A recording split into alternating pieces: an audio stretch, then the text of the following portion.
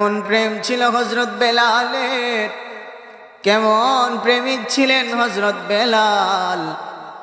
আমার নবী, মায়ার নবী, দুনিয়া থেকে জাহিরি ভাবে ওফাত গ্রহণ করার পরে যখন আবু বকর সিদ্দিক রাদিয়াল্লাহু তাআলা আনহু ইমামের জায়গায় নামাজ পড়ান, পিছন থেকে হযরত ওমর কান্দে, পিছন থেকে হযরত আলী কান্দে, পিছন থেকে হযরত বেলাল কান্দে।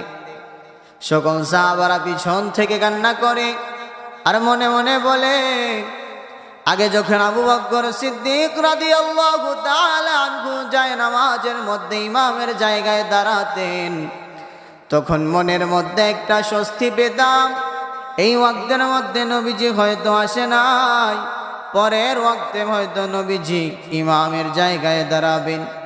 কিন্তু এখন তো আর মনের মধ্যে এই কথা আনতে পারবো না, আর তো বলতে পারবো না এই ওয়াক্তে নবীজি নাই, আর পরের ওয়াক্তে নবীজি নামাজ পড়াবেন।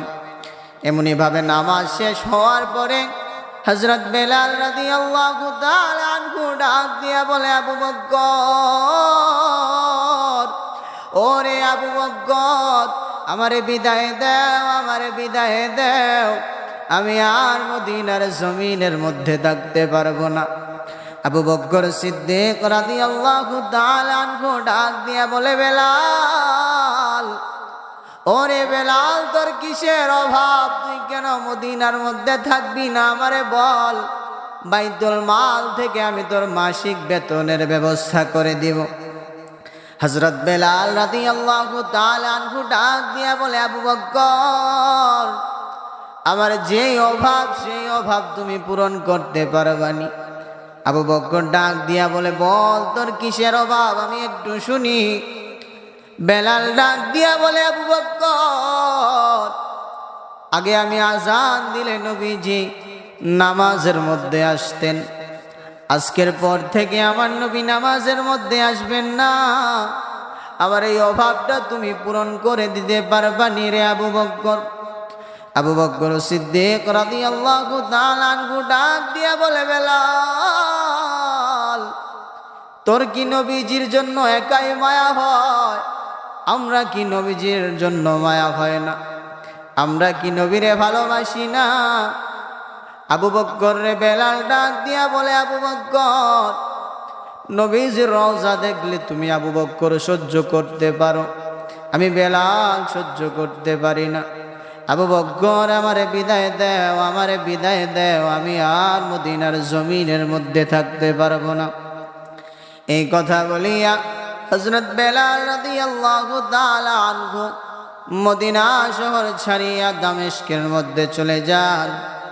দামেস্কের মধ্যে একদিন যায়, 2 দিন যায়, 3 দিন যায়, 1 মাস, 2 মাস, 3 মাস করতে করতে 6 মাস যখন চলে যায়, নবীজি হযরত বেলালের স্বপ্নের মধ্যে আসিয়া বলে, বেলাল, ওরে বেলাল, আমার জন্য কি তোর মায়া হয় না?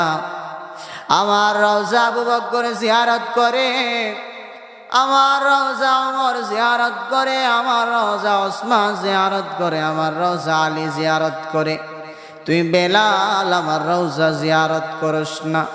তুমি বেলাল আমার রওজার পাশে দাঁড়াইয়া আজান দাও না? তুমি বেলাল আমার রওজার পাশে আসো না? আমার জন্য কি তোর মায়া হয় না? হযরত বেলালের ঘুম ভাঙিয়া যায়। হযরত বেলাল দৌড়াইয়া দৌড়াইয়া মদিনার জমিনের মধ্যে আসে। নতুন মুয়াজ্জিন দেখে, নবীজির মুয়াজ্জিন নবীজির রওজার পাশে দাঁড়াইয়া নবীজির রওজার পাশে কান্না করতেছে, কান্না করতেছে, কান্না করতেছে।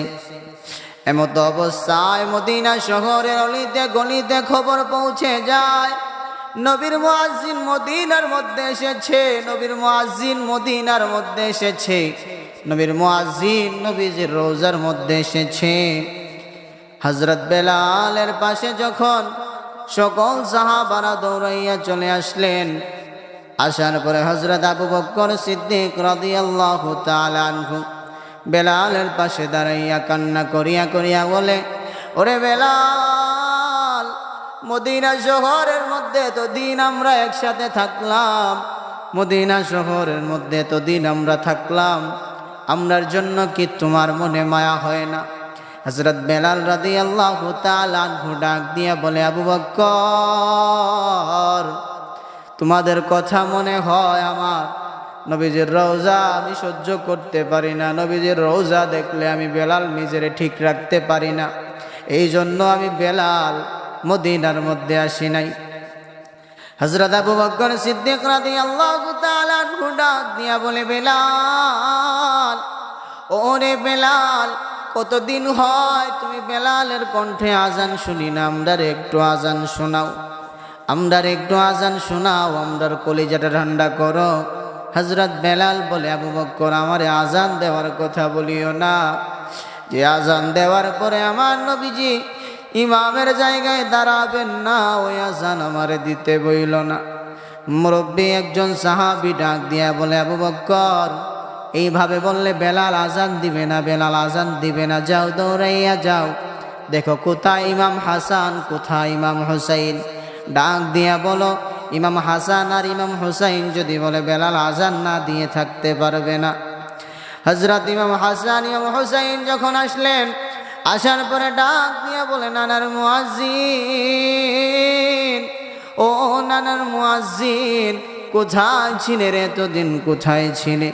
কতদিন হয়ে যায় তোমার কণ্ঠে আজান শুনি না, আমরার একটু আজান শোনাও, আমরার একটু আজান শোনাও।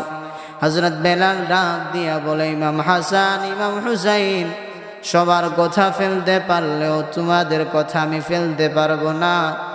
তারপরে যখন হযরত বেলাল আজান দেয়, আজান দেওয়ার সময় যখন আশহাদু আন্না মুহাম্মাদার রাসূলুল্লাহ বলে, বলার সাথে সাথে হযরত বেলাল বেহুশ হইয়া মদিনার জমিনের মধ্যে পড়ে যায়।